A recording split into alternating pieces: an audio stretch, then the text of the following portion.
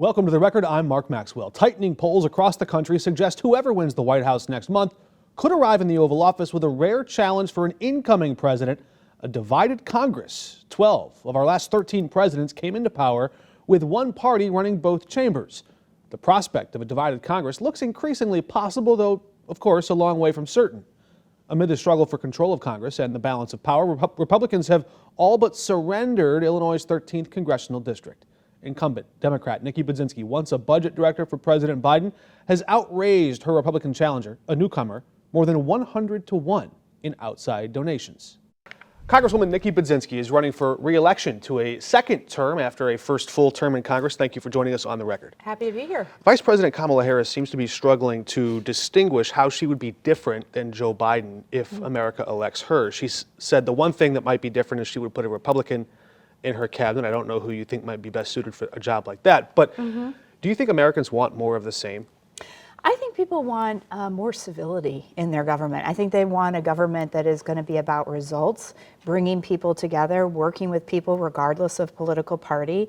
I think that's what people want in Washington, more of less hyperpartisanship. I would say my first term in office, I think you could agree with this, Mark, has been marked by a lot of hyperpartisanship. And I think people want less political noise. So I think that that's the case that I think Vice President Harris is trying to make, is more civil discourse, more meeting in the middle. I think that's what people want. Is that how you explain some of her changes in position toward the middle? I really support the work that she has done to support American manufacturing. It's something that the Biden-Harris administration has really been focused on. She's talking a lot about how to provide middle-class tax relief. That's something that has been a priority of the previous administration and what she wants to continue to lead on. I think those are the things that are impacting people's pocketbooks. It's about kitchen table issues. And so I think those are the types of issues that she's talking about and putting a vision forward that's positive in getting things done for working people in this country. You had said for months, maybe even more than a year, that the Biden administration needed to do more at the southern border. Now we've seen what the impact of doing more looks like. In fact, there are fewer border crossings now than there were at the end of the Trump administration, but not until after a 3-year record surge.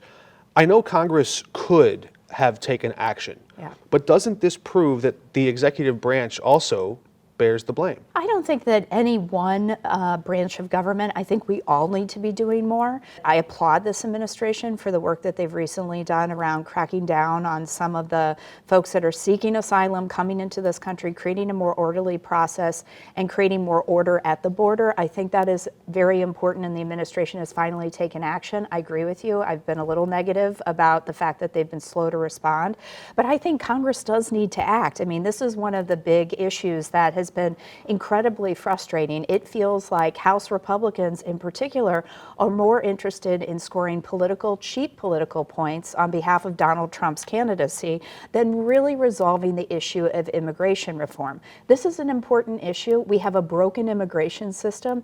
I actually believe that the issues at the border, which I have supported, more funding for Border Patrol agents, more funding for technology, that all is just a symptom of the larger problem, which is this country has a broken system that we need to fix. And of course, for our viewers, Congress can take permanent action. No president can take permanent action. That would just be temporary. I want to shift now to disaster recovery. A lot of Americans are watching the catastrophic storms devastating parts of North Carolina and Florida. You've seen flooding impact closer to home in the Metro East. Are you confident in moments like this that FEMA is acting with enough urgency? Yes, I have. I do believe that. I think you are seeing that in FEMA's response to Hurricane Helene. I think we will see that same response with Hurricane Milton. I think that it does require resources. Fully funding FEMA is something that is critically important in order for them to have the resources that they need to respond to communities in need. We have had some of those communities. Do they have enough money? Well, FEMA? I would say, during the continuing resolution, when we kicked the can down the road for the 5th time, and instead of getting a full and complete federal budget, House Republicans wanted to cut $10 to $20 billion out of FEMA's budget. House Democrats were not in control of the House, but we argued that it should be fully funded. And what ended up passing out of the House was a cut to FEMA. So I think that there were some rumors about us having to go back to Washington to make sure FEMA's fully funded. Correct me if I'm wrong, it didn't make it into the actual final budget, did it, those cuts? It did not. The cuts actually were a part of the continuing resolution. And so there were concerns around FEMA having the full budget that it needed to respond to Hurricane Elaine. Now we have to wait and see what's going to happen with the impacts of Hurricane Milton, but we might have to go back. Sure, just on process though, I think people watch and want to know how to make sense of the timeline. For example, in July we saw the floods in Oakey Heights and Belleville and all the area. In September, a couple months later, we saw the president issue a disaster declaration. Not until October, the month later, a span of 4 months, do we see the Recovery Center pop up, and people are getting aid and important work is being done there. But how should voters think about that 4-month, can we call it a delay? Or I know these things don't happen overnight. Oh, right, and they don't happen overnight, and it is a partnership at the state level. The first thing that has to happen is the governor has to declare a disaster declaration, which he has done in this case. Then we have to collectively advocate at the federal level for the disaster declaration to happen. Those are the steps in the process, and those steps are actually taking place. What we are offering as an office with district offices in the Metro East area is for constituents that have concerns, would like to file some type of, an assessment of how their property was impacted. We want to be of assistance to that, and we will be a bridge between them and FEMA to make sure that they get the resources they need. I want to shift gears here with the time we have left here. Congress allowed recently the Farm Bill to expire, and it looks like that won't be resolved until after the election in the new Congress, unless you know something I don't. What does it mean for farmers and for American food supply if Republicans are to take control of both chambers of Congress? Well, look, I think we're in a good place to potentially, hopefully, take back the House majority in November. So we will see what the makeup of the House and the Senate looks like, and obviously the presidency as well. But the disagreement was on a proposed $30 billion in cuts to the food stamps or SNAPs. That was one really important element to it. But I will just say, historically, no farm bill has successfully passed that is not bipartisan.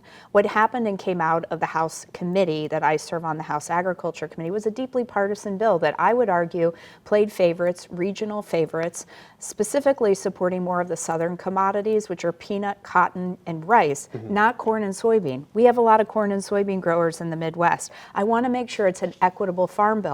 But I also think your point is really important. There was in their proposal $30 billion of SNAP cuts. These are working people that are struggling to make ends meet. SNAP provides a small subsidy to help them put food on their tables. $30 billion of cuts from the House Republicans. And not only just that, but real concerns around conservation funding. There was a lot of conservation money, $14 billion moved into the Farm Bill to support conservation efforts by our farmers. The House Republicans wanted to take some of that and, again, move it to our southern commodities. I want to make sure this is an equitable farm bill that supports our farmers and supports working people. So that's what I hope we get to. I wish we had more time. We have to leave it there. Thank you for your time. Thank you.